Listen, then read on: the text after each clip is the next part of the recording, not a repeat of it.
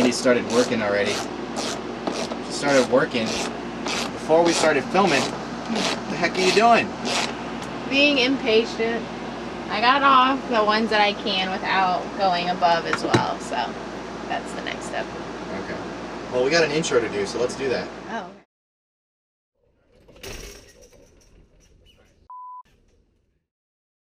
What's up, guys? We're out here on the boat today. And what are we doing? We are taking off more hardware from the deck. Coach roof, I think we're going to focus on today. We are still prepping for paint, getting the boat ready. Yep, a lot of stuff to take off, and I think today we're really just going to focus on the coach roof. And let me bring you up on deck to show you what we're going to be removing. I'm trying to squeeze out this small companionway right now with that air conditioner. Alrighty guys, so looking at the coach roof, you can see there's a couple things that probably need to come up, including these blocks here, this winch right here, that winch right there for the furling mainsail. And then there's lots of these little pieces of hardware that I'm not exactly sure on the name on. I think they're kind of pins, but they're not really snaps either. But it's these things right here, but they held the Dodger down. And I'll give you a closer look, but there's probably about 20 of these that need to come up. And it looks like a lot of them are riveted in there, so I think we're gonna have to like drill them out. That one's already gone. The best tool ever. Not even the right, this is a flathead, not a Phillips head. I am aware. Couldn't find the Phillips head, so I found the bent flathead, but it works. We just like using the worst tools possible. You know, making the job a little more interesting that way. Yeah, and then you guys comment about how stupid we are, and you know, it helps the video, so it helps us, you know. Works out. Works out. All right, so in the last video, you guys heard about our yelling neighbor. Well, that neighbor is actually gone. They've been replaced with a new neighbor who we've yet to meet. They have a pretty cool boat. And this is that pretty cool boat. Looks like an older 30-foot or so trawler. I have no idea the make, but it's definitely pretty cool. Can't wait to meet the owners.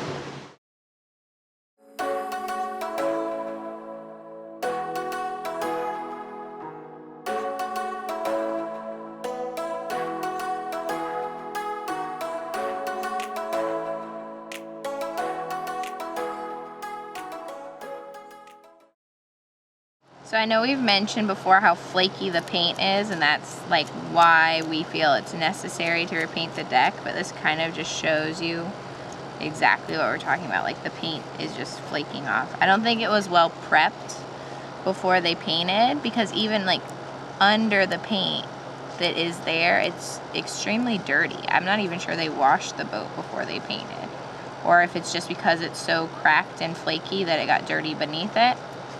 But it definitely is in need of paint. The next things we're actually going to be taking off are these blocks right here, where my hand is, and Randy's down there loosening the nuts, and so far I haven't had to hold anything above here yet, so I'm just going to use the drill to kind of get these screws out and pull them up.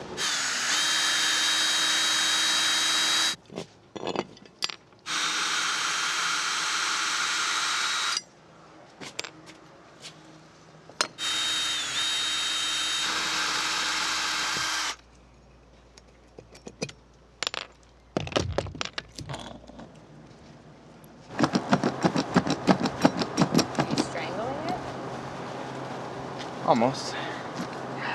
There we go.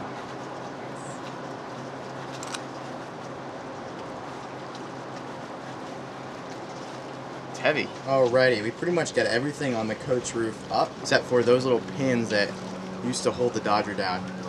So that's the last thing for us to actually tear up right now. There's some of these little pins were actually riveted in place, and I don't know why they were riveted there versus screwed, but some of them were screwed, some of them were riveted, so the only way to really get these out is to do this and drill them out. Drill out the rivets.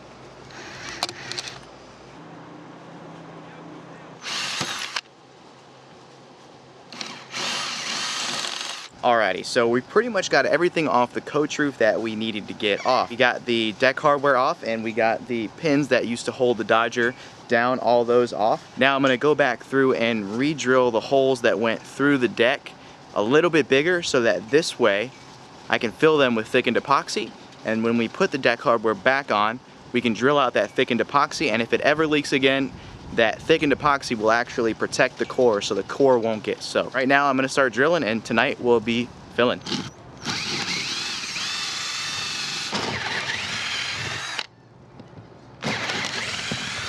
Alright guys, so that actually went pretty quick, but I realized that I gotta run to Home Depot to buy a new sander because I can't find our good DeWalt random orbit sander, and I think we accidentally threw it out just with all the commotion that was going on with the sale of the old boat, getting it cleaned out and everything. I think it accidentally got thrown in a trash bag.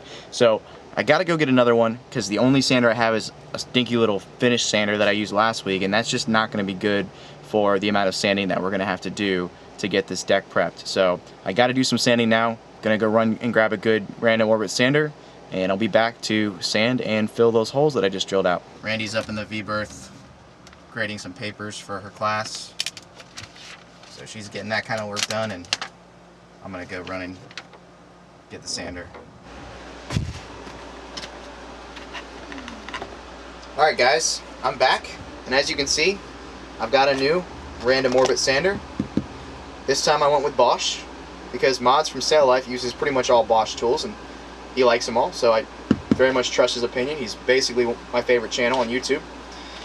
And he also uses these sand nets with his Bosch random orbit sander. So I've never used these nets before, and he seems to like them, so I'm going to try them out.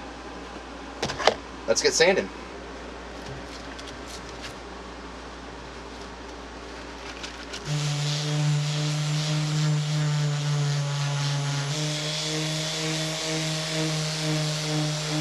Got all the holes sanded, and yeah, I like the Bosch sander. I like the sanding nets.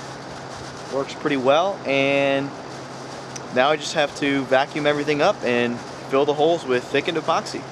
And someone commented that I should mix first and then mix in the 406 or the thickener after I mix the resin and the hardener together, so we'll do that today.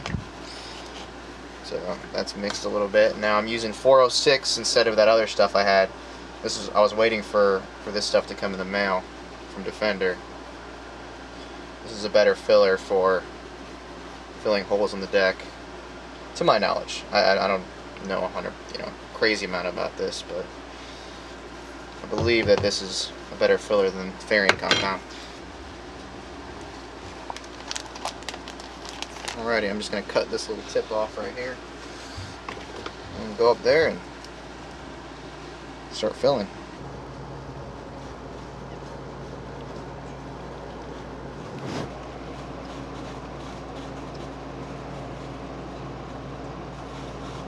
Alrighty guys, now everything from the coach roof that we are going to be removing prior to painting has now been removed, and the holes have been drilled out and filled with thickened epoxy. Alright guys, walking out to the boat again. It is Tuesday, a couple days after Randy and I were out here and we filled those holes and everything, but got a couple things I need to do.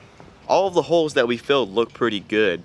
Now, the next thing for me to do today is just get some progress done on maybe removing some other stuff. So we got everything removed from the coach roof that we want to remove, and I think I could try to make some progress for maybe removing the stanchions and the lifelines today. So let's go about doing that. Not sure if I could figure out a way for me to do this by myself today, but we'll see if we can't find a way to do it with maybe some vice grips or something holding the nuts while I turn the screw heads up here. I don't know. We'll try it. If it doesn't work, then I'll have to wait for Randy. Before I get to work though, I've got to do some cleaning here. Alrighty, so I tore up the carpet and I'm throwing it out. I just don't want the carpet on the floor in this boat. It may look somewhat okay, but it does two things I don't like. One, it hides these floorboards, so it makes it harder for me to be able to access the bilge of the boat. And two, if you can look, this is an area I've vacuumed right here. This is an area I haven't vacuumed. Now, we would always vacuum the carpet frequently. However, look at all that trapped, disgusting dirt, sand, whatever the heck that is, underneath the carpet. Now, to me, that's just disgusting, and the carpet kind of just traps all that dirt. So I just don't like the idea of carpet floors in a boat, especially in a boat like ours where we're constantly doing work, constantly making things dirty. We just want a floor that's easy to clean and we don't mind getting wet. I think the end game for the interior floors in this boat is actually going to be to apply Kiwi grip. I think it'll be a good alternative to, let's say, a more traditional teak and holly floor. A little more practical. You can get it wet. You don't slip on it, and it'll look decent. But this is what it looks like now, and I would just apply white Kiwi grip to all of it. So I got everything pretty much straightened up. At least I can move now. So stanchion 1 is in this locker right here, and there's 4 bolts holding it on, and 3 of them I'm able to turn from the inside only, and I don't need them to be held, but one of them looks like it's free spinning, so I'm gonna have to figure out a way to hold that myself while undoing it from in here. Now this looks like it's gonna be the easiest stanchion to get to the bolts for. It's really just right in here. I don't know if you can see that now. Right up there. Now the other stanchions, it looks like there's some panels hiding the bolts, but this one is in the open. So doing this one first. Here's a closer look at the bolts that hold that stanchion in. The good thing is, this is the whole deck joint right here, and it doesn't look like any of this is cored. So what I did for the other holes in the deck, where I actually filled them with thickened epoxy in order to re-drill them to actually protect the core, because this is the core right here, I don't have to do here because this is just solid glass. Now the one thing I do kind of want to do is put a backing plate on these. Glass is literally just broke, but show must go on. I was under the impression that around these fittings the deck was cored, but since it's not, a leaking stanchion really isn't that big of a deal anymore. So am I wasting my efforts here? Should I remove all this stuff prior to painting so that I can rebed it after I'm done painting? What do you guys think? Let me know in the comments below what you think. I'm leaning towards doing it anyway, because I feel like that's probably the right way to do things. But let me know, because my time's limited and I definitely like to get to painting the deck sooner rather than later. Now before I end this video, I wanted to thank Dennis, one of our viewers. Now he actually reached out to us and offered us all of the port lights for this boat, slightly used. They're Bexons, so they were used to replace the ports on his Endeavour 32, but he's since pulled them all and replaced them with newfound metals ports. But anyway, he had all these ports just laying around and they're in great condition, so he offered them to us for a really good deal. So I'm taking him up on that, and pretty soon, probably mid-April or so, he's gonna send them out to us. I wanted to extend a shout out and a heartfelt thank you to him, because he's saving us a lot of money, and that's money that can be used elsewhere in this boat to really help us out. Another quick thing I wanted to mention was we're actually putting together like a little bonus video about how we got this boat for free. That's just basically going into more details about the process, the story behind it, and we'll give you some tips on how you can get yourself a free boat. It's something that we wanted to do for a while, basically ever since we got this boat, and we're finally putting it together. So definitely keep an eye out. It's probably going to be out in about a week or so. So with that, I'm going to end the video, and I know we didn't get a heck of a lot done visually, but pretty soon we're gonna be painting, because we are making progress, and you're gonna be like, wow Jordan, that looks amazing, or you're gonna be like, wow Jordan, that looks like crap, because I'm either gonna do one of two things: make it look really good or screw it up. But either way, it's gonna be interesting, so stay tuned. And if you like this video, if you enjoyed it, give it a thumbs up. Very much appreciated. It helps the channel a lot. Leave a comment down below, that helps as well. And if you haven't already, hit that subscribe button, and apparently there's a bell thing to hit now too. So if you subscribe, hit the bell as well, and that tells YouTube that you want to be alerted every time we upload a video. So I guess hit the bell? I don't know. But have a good one, guys, and we'll see you next week. I've got it right and I got it wrong, but I learned my lesson hanging on. Come sit here with me by the fire and let it go for a little while.